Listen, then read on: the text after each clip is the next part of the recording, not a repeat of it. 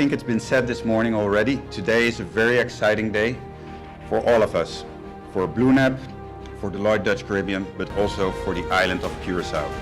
Today we're going to be opening the first cyber intelligence center in the Dutch Caribbean.